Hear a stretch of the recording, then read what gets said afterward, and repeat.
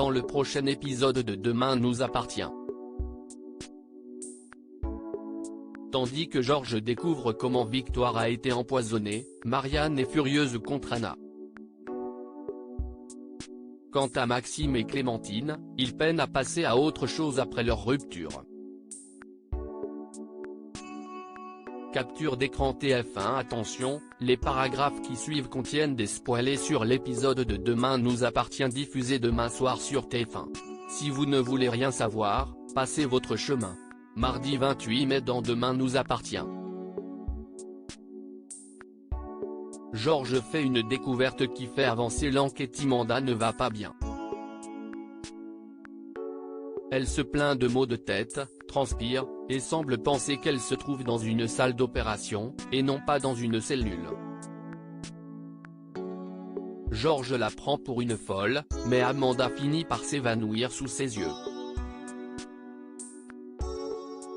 Georges appelle alors les secours, et William Donnier, qui est envoyé par l'hôpital pour prendre en charge la jeune femme, réalise qu'Amanda possède les mêmes symptômes que Victoire. Il explique à Georges qu'il va donc tester le taux de plomb dans le sang d'Amanda et que si les analyses reviennent positives il faudra qu'elle soit transférée à l'hôpital sans tarder. Renaud et Marianne, de leur côté, découvrent avec horreur qu'Anna a publié un article à charge contre l'hôpital sur Info 7, dans lequel elle met en lumière la récente erreur médicale commise par Victoire. Interview de Christelle Moreno à l'appui. Très en colère, Marianne se rend donc à Info 7 et fait comprendre à sa fille que son article risque d'avoir des conséquences lourdes sur l'hôpital, qui pourraient notamment prendre la forme de perte de subventions et de licenciements. Fleur tente d'expliquer à Marianne qu'Anna ne faisait que son travail, mais Marianne ne veut rien entendre. Elle lance à sa fille qu'elle espère que cet article était vital pour elle puis jure que l'hôpital va porter plainte contre Info 7 pour diffamation. Au commissariat, Georges est informé par William Donnier qu'Amanda a également un taux de plomb élevé dans le sang. Il pense que cela signifie qu'elle en a ingéré en voulant empoisonner Victoire, mais Martin n'est pas de cet avis. Selon lui, Amanda n'est qu'un dommage collatéral et Victoire reste la cible. Il pense en effet qu'Amanda a simplement été en contact avec ce qui a permis d'empoisonner Victoire. Reste maintenant à découvrir quoi. Plus tard, alors qu'il est au chevet de Victoire, Georges remarque que sa petite amie se goinfre d'oursons en chocolat et apprend que c'est la seconde boîte qu'elle reçoit de la part d'un patient. Georges pense avoir enfin mis la main sur la source d'empoisonnement et fait analyser les oursons en question. Et effectivement, les analyses sont formelles, les oursons contiennent bien du plomb en grande quantité, qui a été injecté à la seringue dans la guimauve. Un homme vêtu d'un sweat à capuche gris vient d'ailleurs déposer une nouvelle boîte à l'attention de Victoire, mais Renaud est témoin de la scène et l'individu prend la fuite. Alerté par Doumaz, Georges, qui était toujours présent à l'hôpital, le prend en chasse avec ses collègues et ils arrivent à l'interpeller juste avant qu'il ne parte à vélo. On découvre alors qu'il s'agit de Mathieu, le nouvel infographiste d'Info 7. Le secret de Jules commence à s'ébruiter au lycée. Arthur demande à Nord ce qu'elle pense de Jules et lui confie qu'il a découvert une arme à feu dans son sac. Ils cherchent donc à savoir s'ils ont affaire à un psychopathe qui pourrait vouloir se servir de l'arme en question dans les couloirs du lycée. Il explique également qu'il en a parlé à sa mère, mais qu'elle n'a rien trouvé dans le sac de Jules, ce qui lui laisse penser que l'adolescent a caché l'arme quelque part dans le lycée. En parallèle, Jules, énervé, s'en prend à Charlie qu'il traite de balance, persuadé que c'est elle qui a parlé à Sandrine. En fin de journée, Nord se rend au MA et raconte ce qu'elle a appris au sujet de Jules à son père.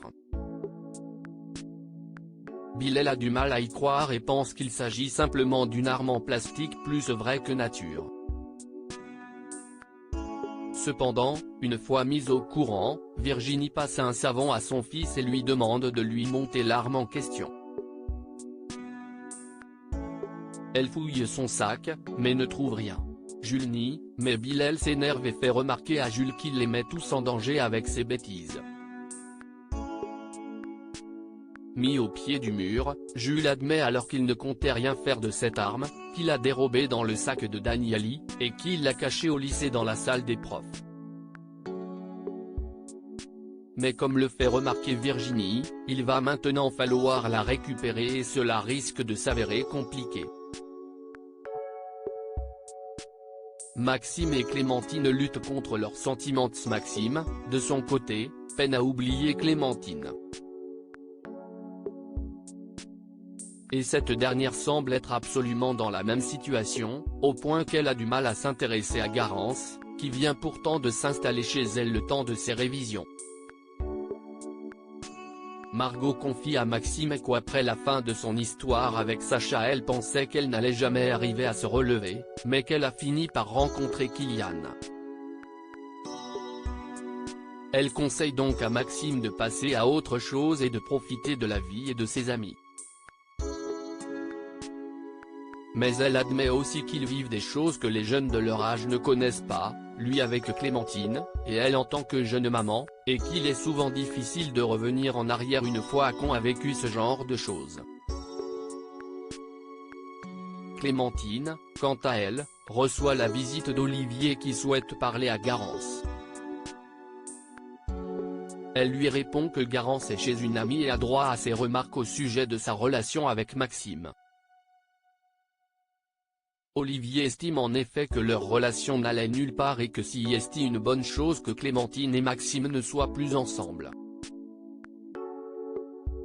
Mais Clémentine n'a pas envie d'entendre son avis sur la question et lance à son ex que si est leur relation à eux qui n'allait nulle part. Plus tard, Clémentine se rend chez les Delcourt pour rapporter un pull à Maxime. Elle avoue qu'il lui manque et tente de l'embrasser. Mais Maxime la repousse et lui explique que ce n'est pas une bonne idée. S'ils s'embrassent, il va se mettre à espérer à nouveau et cela va le détruire.